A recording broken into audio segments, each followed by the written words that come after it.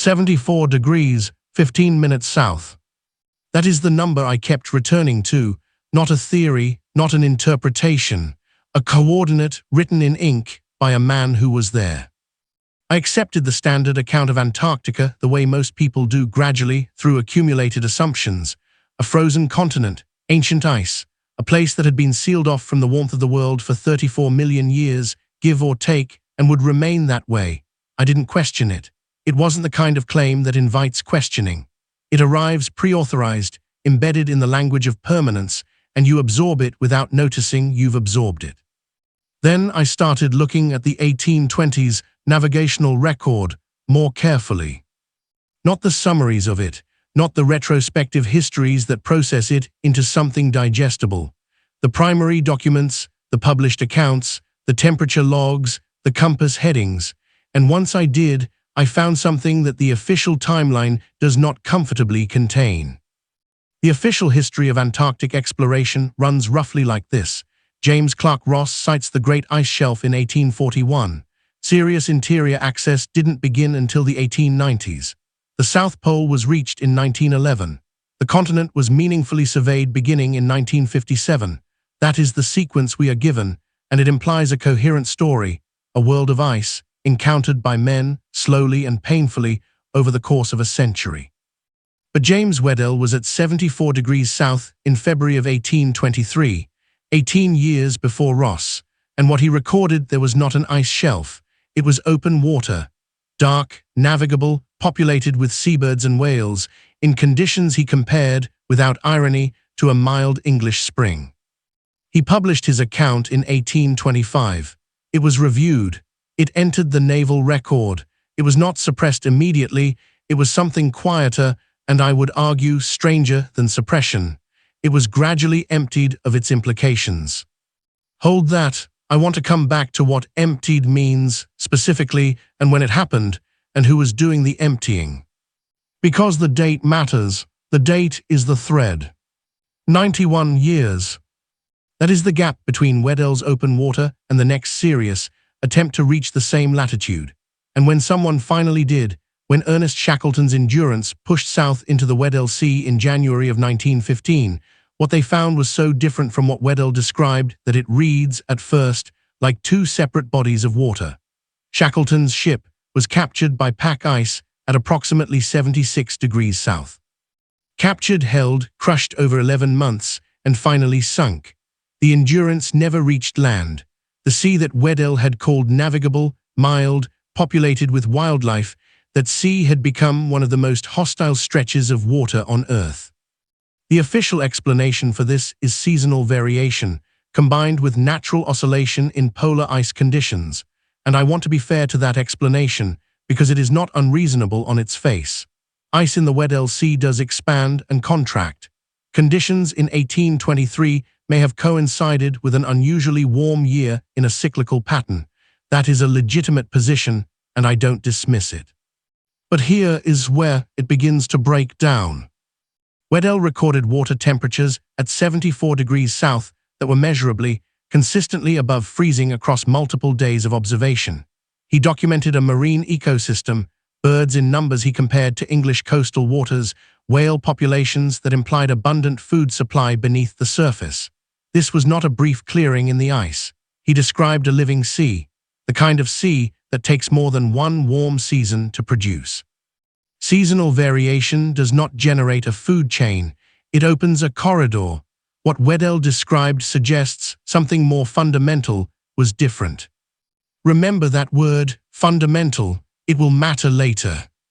If these patterns are raising questions you haven't seen raised elsewhere, consider joining the research by subscribing. The deeper this scrutiny reaches, the harder it becomes to ignore. Now back to the ice, because the question of when it arrived is about to become significantly more complicated. Weddell was not alone in seeing something that wasn't supposed to be there. In 1820, 1 year before the British expedition that would claim the official discovery of Antarctica, a Russian naval officer named Fabian von Bellingshausen completed a full circumnavigation of the continent. He produced charts, detailed ones, and on those charts he drew not an ice shelf, but coastline-defined landmass, with geographic features at positions that subsequent British cartography would quietly reassign to ice formation or leave blank entirely. Bellingshausen's charts were not translated into English for 114 years. 114 years. I want to be careful not to overinterpret that delay. Translation backlogs exist, institutional priorities shift, but the timing of what finally emerged from those charts is worth holding. Then there is Charles Wilkes. In 1838, the American naval officer Charles Wilkes led the United States exploring expedition into Antarctic waters and returned with maps showing a continuous landmass along the coast, landmass at coordinates where, according to the dominant British account, there was only open ocean or featureless ice. He was specific. He gave positions. He named features. And for this, he was court-martialed. The official charge was conduct unbecoming. The underlying accusation was that his land sightings were fabrications, hallucinations born of ambition and poor visibility. The court-martial did not result in conviction, but the maps were discredited. The coastline he drew was removed from the working record. Here is what the radar surveys of the late 20th century found beneath the ice at Wilkes' coordinates. Land, continuous, defined, exactly where he said it was. Let me say that again more carefully. The landmass Wilkes was accused of inventing, it exists. It was simply under the ice. Two navigators, two nations, no communication between them, both drawing a coastline that the official record insisted was not there, and both, in different ways, professionally destroyed it. That pattern is about to acquire a third data point. The third data point is not another navigator, it is an institution. In 1830, the Royal Geographical Society was founded in London. Its stated purpose was the advancement of geographical science, the collection, verification, and dissemination of geographic knowledge from around the world. A legitimate, and in many respects, genuinely important institution. I want to be precise about what I am and am not suggesting here. I'm not suggesting the society was founded as an instrument of concealment.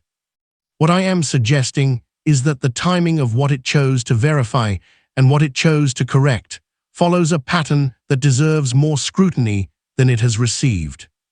Beginning in the 1840s and accelerating through the 1860s and 1870s, the Society's published atlases began systematically revising the southern continent.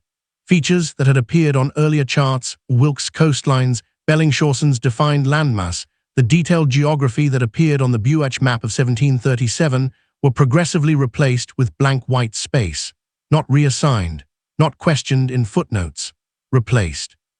The cartographic language shifted from unverified coastline to the absence of any marking at all. The white space did not mean unknown. It came to mean, effectively, featureless, permanent ice, nothing worth drawing. By 1880, the most detailed maps of Antarctica were older than the least detailed ones. That is not a normal direction for scientific knowledge to travel. The official narrative relies on silence, but the logbooks are still in print. If you find this investigation worth your time, consider sharing it. Information only stays buried if we stop looking for it. Now back to the ice, because the question the cartographers never answered is the same one the geologists have been quietly struggling with ever since. Specifically, if the ice has been there for 34 million years, why does what lies beneath it look so recently carved? 34 million years. That is the number the standard account gives for Antarctica's freeze. The Eocene-Oligocene transition, approximately 34 million years ago, when a shift in ocean circulation caused the continent to thermally isolate and glaciation began in earnest. The science behind this is real, peer-reviewed, and I am not dismissing it. The ice cores support a very ancient ice sheet. The geological record supports prolonged glaciation. That is the foundation, and it stands. What does not sit comfortably on that foundation is what the ice is sitting on. When the International Geophysical Year of 1957 produced the first coordinated subglacial radar surveys of Antarctica, researchers expected to find a landscape that 34 million years of ice had thoroughly eroded, smoothed, compressed, geologically digested. What they found instead were river valleys, defined ones. With the branching structure of watersheds, the gradient profiles of active drainage systems, the cross-sectional geometry that forms when liquid water moves through rock over geologically recent timescales.